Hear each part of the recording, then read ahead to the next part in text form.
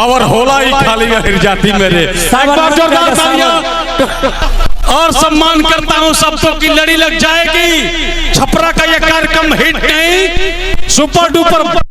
जब तालियां एक बार जोरदार टुनटुन यादव जी के लिए बजा देंगे तो कार्यक्रम सुपर डुपर हिट।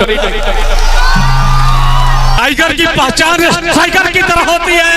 एक बार जोरदार तालियां सुपरस्टार टुनटुन यादव जी के लिए।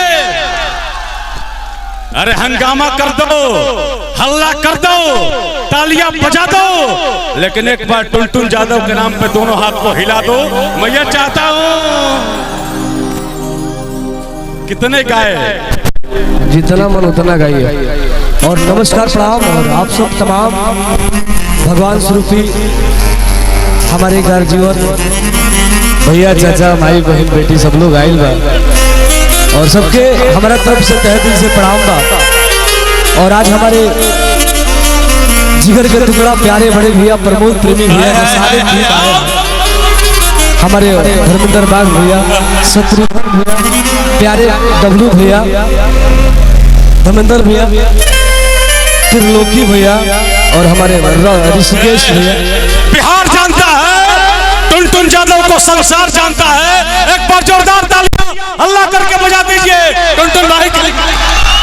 अरे की हमरा से बड़ कौन रंगदार हो, एरिया में खौफ बाटे नाम से हमारे। और आप लोगों के धरती से हमारे प्यारे बड़े भैया जिन्होंने प्रमोद भैया का झुलुफिया वाला जो गाना है, झुलुफिया है बलम जी हमारा गौड़े रोजे गाल में गौड़े तहरा गाल में, तो गाना प्रमोद भैया गाएंगे। और आप लोग प्रमोद भैया को फुल सपोर्ट करिए, बादल बवाली भैया को सपोर्ट करिए, हमारे नेहाराज को सपोर्ट करिए और ऋषिकेश भैया को सपोर्ट करिए, भैया को सपोर्ट करिए। राम यादव जी जिला पार्षद। अरे हम लोग हंगामा करते हैं, दुनिया जानती है, शोर शराबा करते हैं। एक बार जोरदार तालियां दिल से टुनटुन यादव जी के लिए। राम भैया आमंत्रित करता हूं गार्जियन जिला पार्षद राम यादव जी, पूर्व जिला पार्षद भोजपुरी के सुपरस्टार हाईटेक रॉक स्टार टुनटुन यादव जी के लिए सम्मान में जोरदार। भगवान से प्रार्थना रही कि वो हमेशा वर्तमान रही। और हमारे बिहार के उप मुख्यमंत्री तेजस्वी प्रसाद यादव जी के सिपाही धीरज यादव जी, ये तेजस्वी जी की टीम है, नौजवान की सरकार है। धीरज यादव युवा राजद जिला सचिव छपरा। हरि की राजद के गाँव मछिया बनले अपना हो सर, हरि की जनुआ हमार आरजेडी लभार हो, हरि की ऋषिकेश भैया हमार प्रमोद प्रेमी लभार हो। तेज रफ्तार तेजस्वी प्रसाद यादव जी की सरकार। एक बार जोरदार ताली अल्लाह करके बजा दीजिए। और कुछ ही देर बाद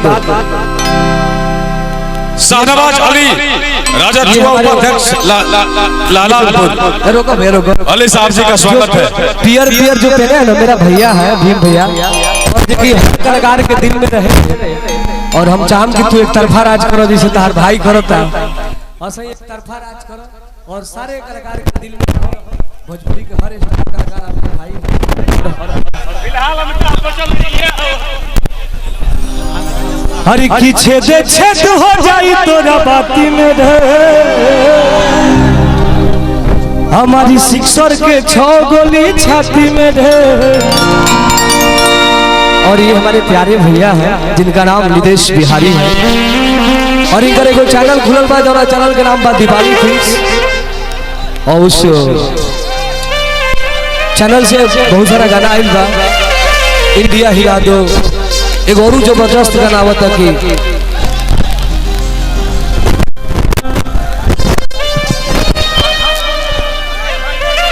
हरि की बघवा बेरादरी कहल जाला के, अभी भैया हमार हो जगवन सिंह। और हमारे ऋषिकेश भैया ना टुनटुन जी। हाँ को संसार जानता है और सबसे बड़ी खुशी की बात है कि देश तेजस्वी का सरकार जानता है। एक बार जोरदार तालियां टुनटुन यादव जी के लिए होनी चाहिए मोहब्बत में। हेलो भैया मेरे को लिख के दिए थे थोड़ा सा मंच पर भैया की होलिया में ना बात केहू के सुनतिया आ टुनटुन यादव के बुलेट पर बैठी के घूमो।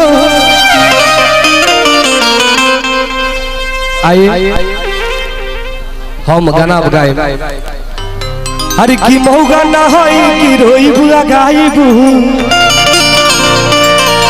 तोरो से निमन पटा के देखाई।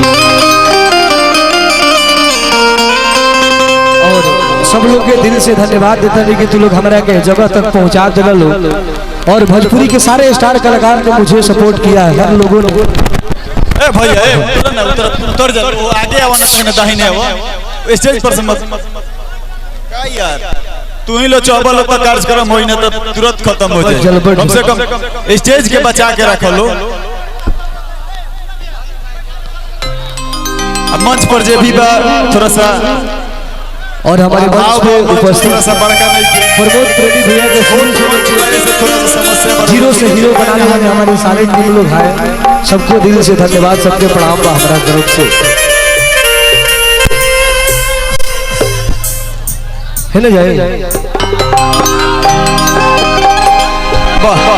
हरि की के करो भाखल बड़ुए जहान दी मोहट में बयान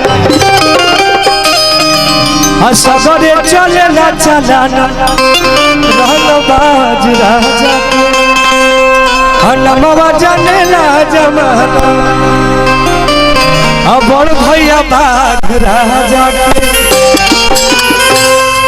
और सारे यूट्यूबर हमारे प्यारे प्यारे भाई लोग आए हैं सबको दिल से धन्यवाद। आ जाइए लोग भैया तुम लोग असली प्यार बनने में बैठ जाइए लोग असली पीछे से प्यार लेके 1000 का भाई मंच आइए वो भक्त भाई के दरबार में जाके गुहार करता कहता ऋषिकेश भैया हाँ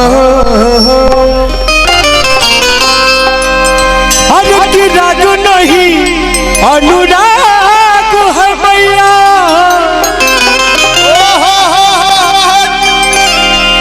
की बस पनियास जगाऊं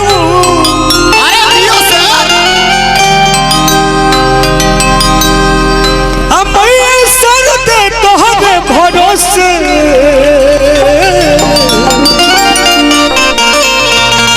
और कुछ गीत भजन सुना।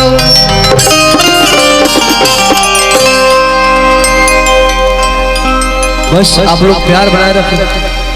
और ये भी हमारे राहुल भैया है राहुल राय जी और इनके को गाना बड़ी बढ़िया रहे कि अरे की टेंशन को गोली मार दीजिए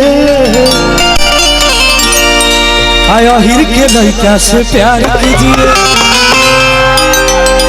तो भैया के गाना बहुत जबरदस्त रहे वो घड़ी। और हमारे वो गणायक के कंपनी के मालिक हमारे प्यारे बड़े भैया